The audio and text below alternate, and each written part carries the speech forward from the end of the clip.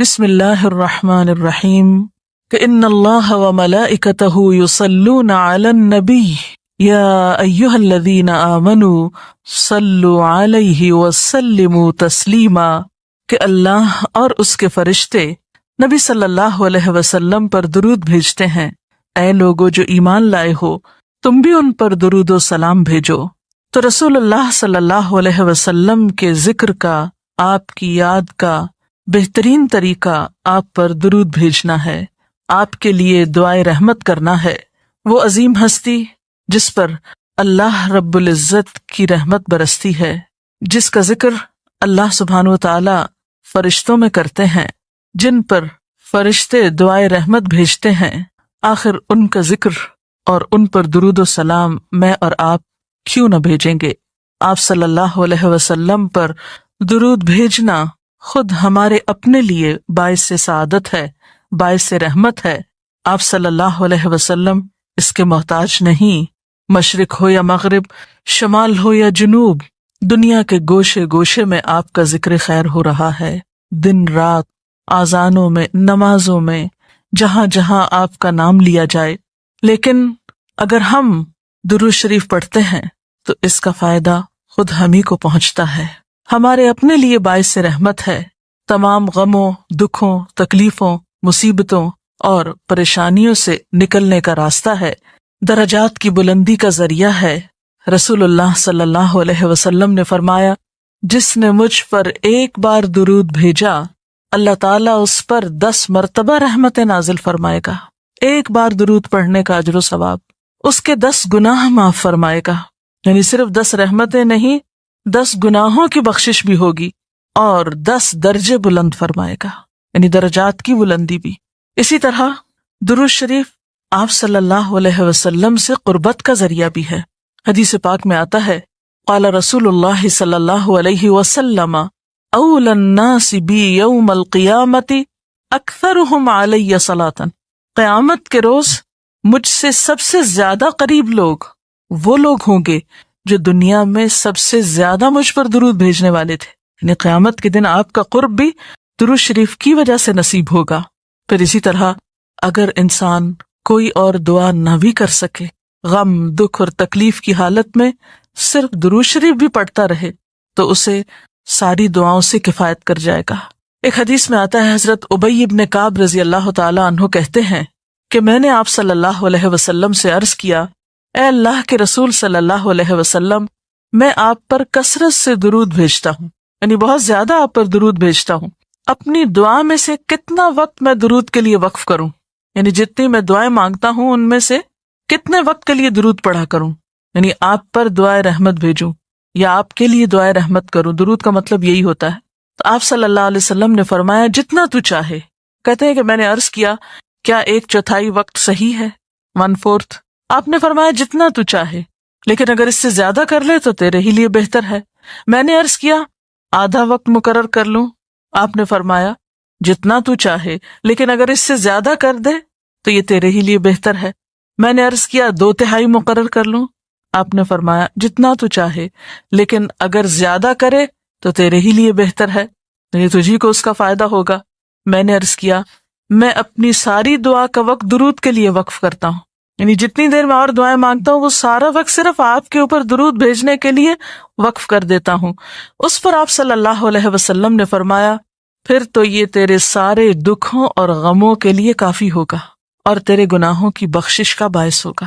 گویا اگر کوئی شخص دعا نہ بھی مانگ سکے، اسے بعض اوقات انسان کی ڈپریشن، غم، دکھ، تکلیف اور پریشانی کی وجہ سے ایسی حالت ہو جاتی ہے کہ انسان اپنے آپ کو بھی بھول جاتا ہے، اسے کوئی راستہ نظر نہیں آتا، اسے سمجھ ہی نہیں آتا کہ وہ مانگے بھی تو کیا مانگے۔ بعض مسائل زندگی میں ایسے ہوتے ہیں، بعض پریشانیاں اس طرح انسان پہ آ پڑتی ہیں کہ انسان ہوش و حواس کھونے لگتا ہے۔ ایسے میں اسے کہاں یاد رہے گا کہ وہ کیا مانگے اور کیا نہ مانگے؟ تو ایسی صورت میں درود شریف اس کے لیے سارے غموں، دکھوں اور تکلیفوں سے نجات کا ذریعہ بن جائے گا۔ پھر آپ دیکھیے کہ آپ صلی اللہ علیہ وسلم پر درود بھیجنے والے کے لیے اللہ تعالی کی طرف سے سلامتی کا وعدہ ہے۔ حضرت عبد الرحمن بن عوف رضی اللہ تعالیٰ عنہ فرماتے ہیں کہ رسول اللہ صلی اللہ علیہ وسلم ایک روز گھر سے نکلے اور کھجوروں کے ایک باغ میں داخل ہوئے.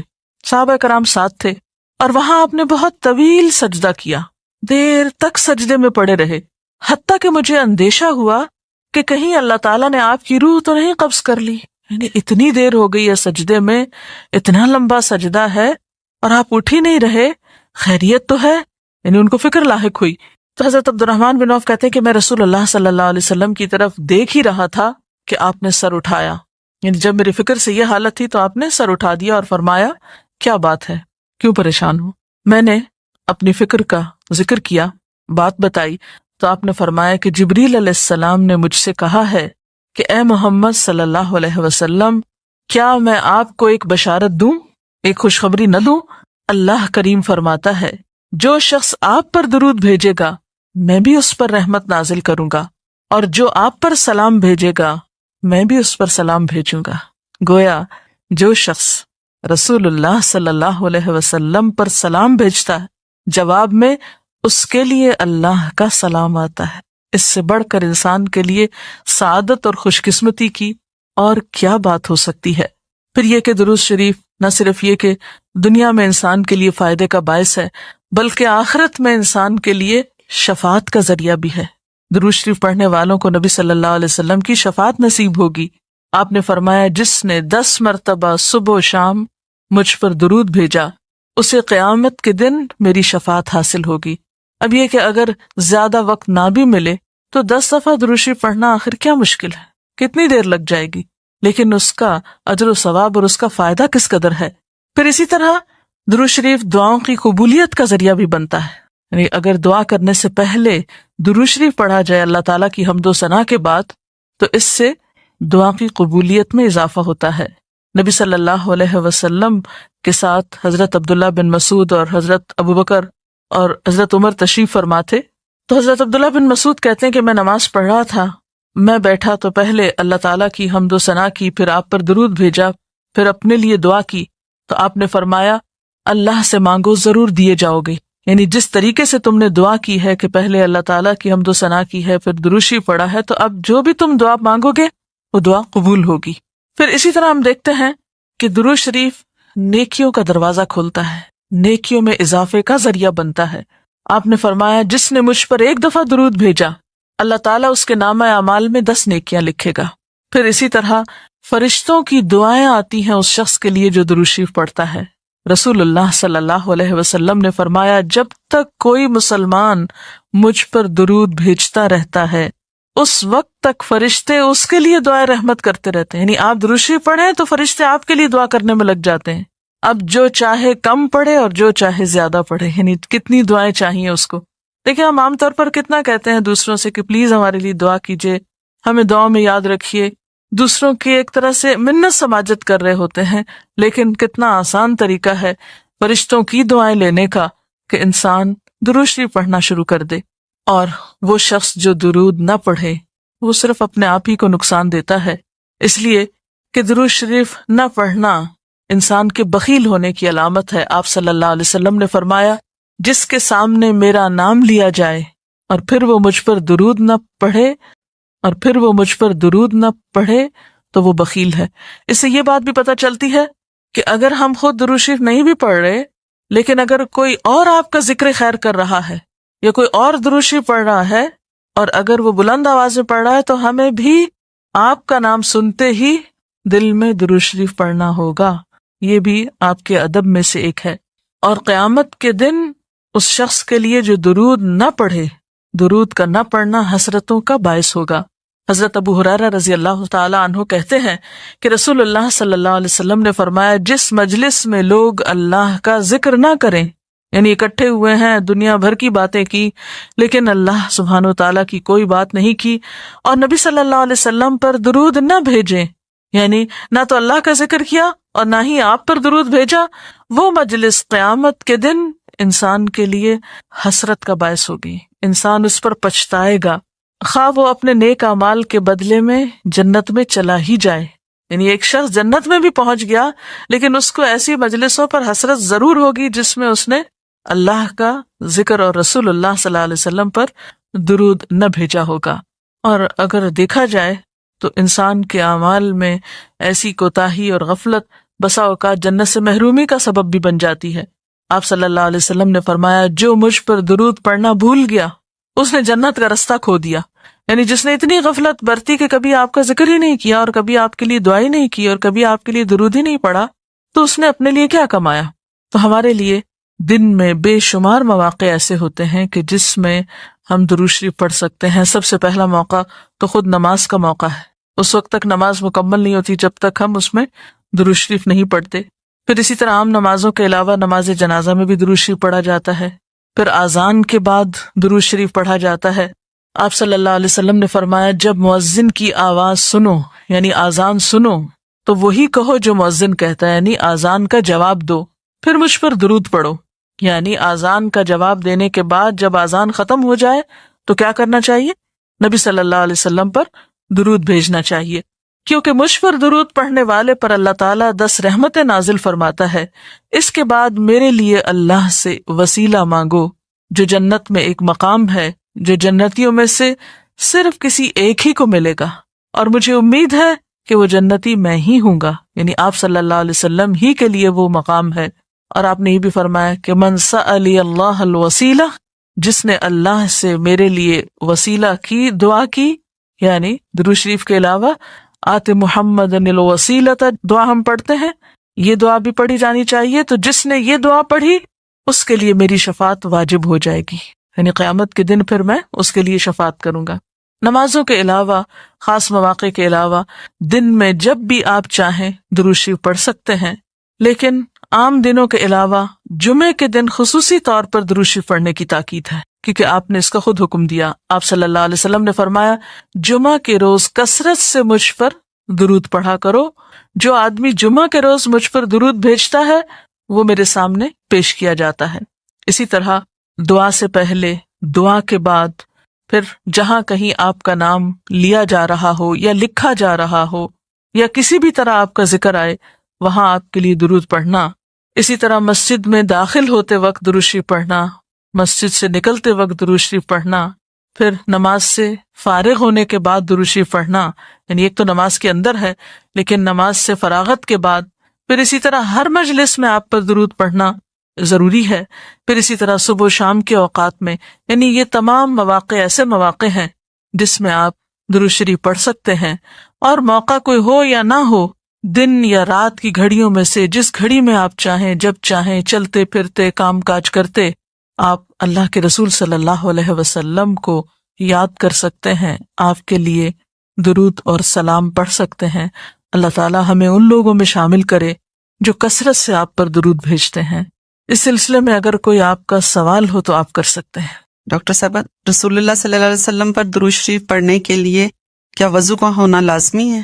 وضو کی شرط نماز اور طواف کے لیے، یہ 2 کام وضو کے بغیر نہیں ہو سکتے، یعنی اگر کوئی وضو کے بغیر نماز پڑھے گا تو اس کی نماز نہیں ہوگی، یعنی نماز قبول نہیں ہوگی۔ اسی طرح خانہ کعبہ کا طواف کرنے کے لیے وضو شرط ہے، لیکن اس کے علاوہ باقی نیکی کے کاموں کو کرنے کے لیے اور عام حالات میں بھی باوضو رہنا بہت فضیلت کی بات ہے۔ لیکن مثلاً اگر آپ قرآن پاک پڑھ رہے ہیں اور آپ کا وضو نہیں ہے تو وہ وضو کا نہ ہونا تلاوت میں خلل انداز نہیں ہوگا، یہ نہیں کہ آپ کی تلاوت قبول نہیں ہوگی، آپ کو جو بھی صورت یاد ہے آپ پڑھ سکتے ہیں۔ اسی طرح اگر قرآن پاک بغیر وضو کے آپ اپنی زبان سے پڑھ سکتے ہیں تو درود شریف بھی پڑھ سکتے ہیں، اس میں کوئی شرط نہیں ہے۔ لیکن ظاہر ہے کہ باوضو پڑھنے میں اور بغیر وضو پڑھنے میں فرق تو ہے۔ باوضو درود شریف پڑھنا زیادہ بہتر ہے، پسندیدہ ہے بنسبت بغیر وضو کے۔ لیکن اگر کسی شخص کا وضو زیادہ قائم نہیں رہتا یا اس کو وضو کرنے کا موقع نہیں، تو اس کا یہ مطلب نہیں کہ وہ درود شریف پڑھنا چھوڑ دے کہ اب وضو سے نہیں تو اب درود شریف ہوگا نہیں یا پڑھنا بے ادبی ہے، ایسی بات بھی نہیں۔ زبان پاک ہے، آپ کسی بھی وقت درود شریف کہیں بھی لیٹے بیٹھے چلتے پھرتے بازار میں گھر میں آپ بسہولت پڑھ سکتے ہیں، اس میں کوئی ممانعت نہیں۔ جی کوئی اور سوال؟ ڈاکٹر صاحب یہ بتائیے کہ آج کل کئی قسم کی درود شریف پڑھی جاتی ہیں، ان میں سے ہمیں کون سی پڑھنی چاہیے؟ جیسا کہ آپ نے عرض کیا کہ نبی صلی اللہ علیہ وسلم پر درود شریف پڑھنے کے کئی صیغے ہمارے ہاں مشہور ہیں، اس میں کچھ تو وہ ہیں جو آپ صلی اللہ علیہ وسلم سے ثابت ہیں، اور کچھ ایسے ہیں کہ جو لوگوں نے بعد میں خود بنا لیے ہیں. تو وہ ایسے تمام ورژن یا ایسی تمام عبارتیں جو لوگوں نے خود اس معنی کی بنائی ہیں، خواہ وہ عربی میں ہے یا اردو میں ہے، تو ان کو پڑھنے کی حد تک تو پڑھا جا سکتا ہے. یعنی اگر نثر میں کوئی ایسی عبارت موجود ہے جس میں آپ صلی اللہ علیہ وسلم کے لیے دعا کی گئی ہے یا آپ کی مدح کی گئی ہے یا آپ پر سلام بھیجا گیا ہے، خواہ وہ نثر میں ہو یا شعر میں، تو اس میں حرج تو کوئی نہیں. لیکن وہ چیز جو خود آپ صلی اللہ علیہ وسلم نے ہمیں سکھائی اور جو آپ کی طرف سے ہمیں ملی، اس کا مقام باقی ہر انسان کے کلام پر کہیں بلند ہے، کہیں زیادہ فائدہ مند ہے. تو وہ درود شریف جو مسنون ہے، وہ صیغہ جو آپ سے ثابت ہے، اس کا پڑھنا افضل ہے، وہی اصل درود ہے.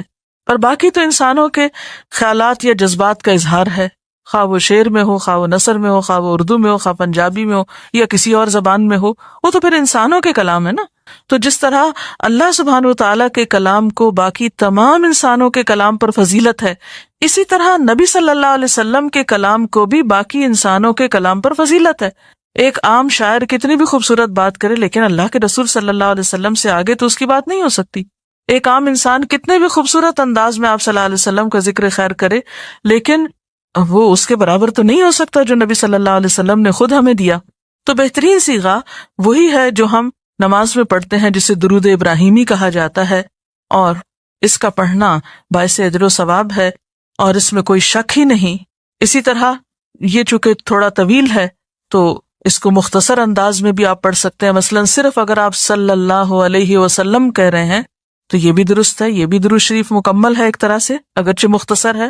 اسی طرح اللہم صلی وسلم علی نبینا محمد، یہ بھی آپ پڑھ سکتے ہیں. صلی اللہ علی النبی الکریم کہہ سکتے ہیں. تو مختصر ہو یا درود ابراہیمی کچھ طویل شکل میں ہو، اصل چیز تو ذکر میں مشغول ہونا ہے. تعداد میٹر نہیں کرتی جتنا وہ احساس اور جذبہ اور عقیدت جو کہ درود شریف پڑھتے ہوئے آپ صلی اللہ علیہ وسلم کے لیے ہماری ہو سکتی ہے.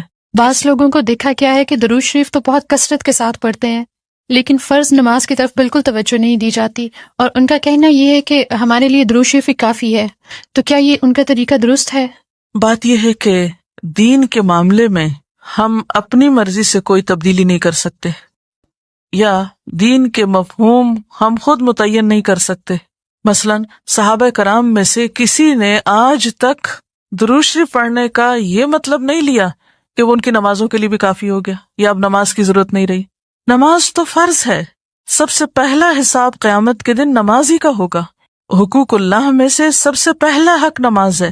تو یہ درود شریف پڑھنا تو نبی صلی اللہ علیہ وسلم کا حق ہے اور نماز پڑھنا اللہ کا حق ہے. اب یہ دو حقوق اپنی اپنی جگہ پر ہیں.